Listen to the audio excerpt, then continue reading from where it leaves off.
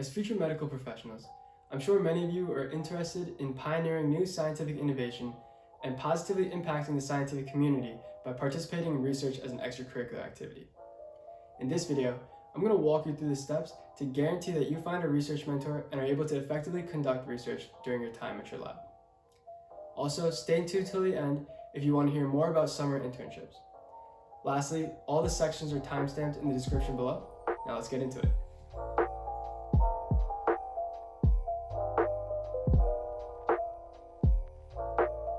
Hey, what's up guys? If you're new here, my name is Ashu Yaligar and I'm a sophomore pre-medical student attending Stony Brook University. And on this channel, you're essentially going to find a variety of pre-med related content to help navigate your high school and college years. So if that sounds interesting to you, consider subscribing. So today I want to start off by talking about what research is and why it's important to have on your pathway to becoming a physician. As you may know, research is an ongoing process that is used to advance academic knowledge through systematic investigations. Through various studies, researchers have been able to progress in their fields ranging from medicine to business. Now, in terms of medical school admissions, the importance of research varies from program to program. But regardless, it is a crucial component to have as it shows an additional effort towards learning and problem solving outside of your normal college curriculum. Additionally, from the immersive applications of classroom learning that will be provided in your research projects, you'll be able to narrow down your specific scientific passions. Further, if you decide to pursue a medically related project, you'll be able to see the inner workings of how researchers find more efficient ways to treat, prevent, and diagnose diseases, which may eventually lead to significant impacts on clinical practices. In addition to all of this, you'll surely gain a variety of interpersonal skills, such as teamwork, communication, and leadership, which I'll go into a little bit more towards the end. Also, you'll gain technical skills, such as learning to read scientific papers and conducting certain procedures specific to your project. Lastly, by gaining all these skills and connecting with your team, you'll be able to meet lifelong mentors and peers, which can aid in your future endeavors and serve as a critical support group for the rest of your life. Now let's get into how you can actually start getting involved. First, you'll want to figure out specifically what academic discipline and research you find interesting. It's super important here to pick a topic that you resonate with and not what you think admission committees will want to see. Because in terms of strengthening your application, the topic does not necessarily matter, so it's better to find something that you're truly passionate about. With that being said, if you're trying to become a physician, it'll be beneficial to find a project that's clinically relevant, as you'll be able to learn information oriented towards your future goals as well as establish connections in the healthcare field. To help aid in finding a specific topic, I recommend reading some published articles from established journals such as Science, the New England Journal of Medicine, or JAMA. All of the links to these journal websites are listed in the description below. Now also, as most of you guys are probably going to select a medical research focus, it's important to be aware of the variety of options that are available. Medical research can be broken down into basic or laboratory research, clinical research, and epidemiological research. Now for basic or laboratory studies, you can conduct applied research, which is the stereotypical wet lab research, including the subcategories of animal studies, genetics, cell biology, or biochemistry, among many others. Or you can conduct theoretical research, which is in regards to improving current analytical methods or procedures, which ultimately benefit all other facets of academia. Moving on to clinical research, there are clinical trials which investigate new treatments, such as drug therapy, or you can conduct observational research, which are often retrospective analyses of participants and draw comparisons between different types of therapies.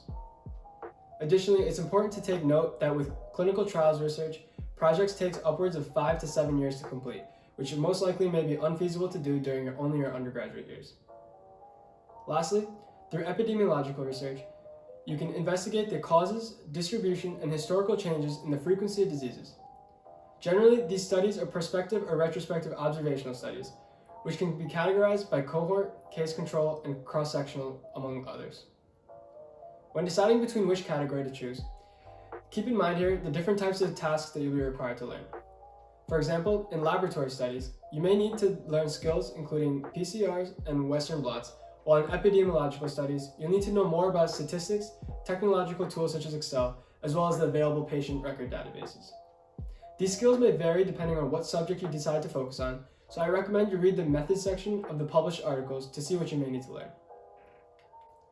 Now, let's move on to the part you guys have all been waiting for, which is how to actually find a mentor to research with.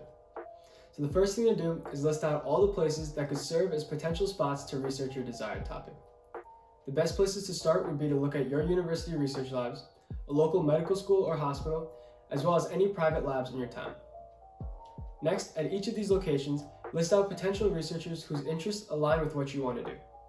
You can often find this information by looking at a few of their most recent publications or by reading a synopsis section on their faculty website. After doing this, start to formulate an email and try to contact either the department head or the lead PI, as this will most likely be the person that is going to be responsible for accepting you onto their projects. If they don't respond to you, then you can try emailing the other people in the research group. Essentially, the general structure of the email is you want to first introduce yourself briefly and summarize your interest in research. Then show initiative by talking about a few articles your desired mentor published and potentially ask a few questions about them. Lastly, you'll want to attach a PDF copy of your resume and transcript if available. To help you guys out with this, I provided an email template in the description below that you can fill in with your specific topic-related information and send to your PIs. This template is very similar to what I had written to my mentors in both high school and college, which both successfully yielded positions in a lab, so hopefully this will be beneficial for you.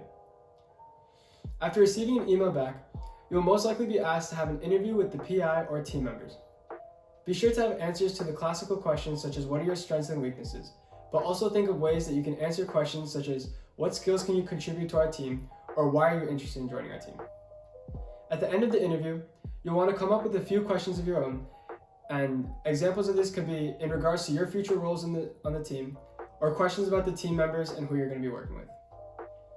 As in the case of all interviews, having questions at the end shows that you truly care and are enthusiastic about the position.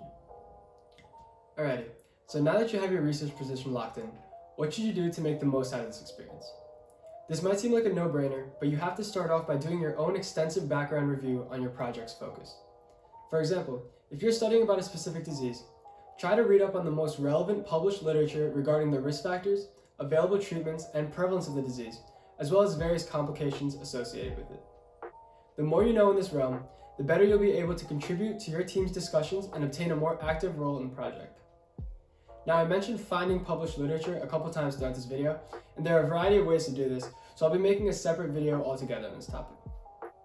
Another thing that'll be very beneficial in the long run is to become versed in statistics. I remember when I first started reading research articles, I'd briefly gloss over the methods section and then rush to the results and discussion to identify the author's findings. Despite seemingly daunting, it's really important to understand the statistical methods to the best of your abilities, as you'll be able to further gather how the investigators obtained their data and also later down the line be able to create your own methods for your own projects. To learn more about statistical methods, I recommend either taking higher level statistics classes at your university or taking free online Coursera courses. I've linked in the description below some of the online classes that I've taken and found beneficial, so hopefully this can be a good starting point for you guys. Now, as you guys become more familiar with all the statistics, your specific research focus, and background concepts behind everything, try to see if you can find any gaps in the literature or sequential follow-up for the current project you're working on in order to propose a novel project to your PI. By doing this, it shows that you're taking initiative by formulating your own research study and can also potentially result in a publication with you as one of the lead authors. I want to highlight here that just because you partake in research, you do not need to have a publication to have a strong application for medical school. Although this can help to show your commitment and efforts in your research position, there are other ways to present your research that are also valid. For example, events at your college, such as a symposium, various departmental research events, or potential regional or national conferences. Alright guys, thanks for making it to the end. Just the last couple of things I wanted to mention. So about the summer research internships I talked about earlier in the video, if you're interested, there's a link in the description below that's from the AAMC, which highlights the 2021 internships that are open. Due to obvious reasons, most of these internships are remote, but it's still a great way to get involved in research and be guaranteed a project and a mentor if you're accepted. Also, as you're going to quickly find out, you may get many rejection emails before you finally receive that one acceptance into a lab. My tip is to just not give up and keep reaching out to as many people as you can, no matter how discouraging it may be.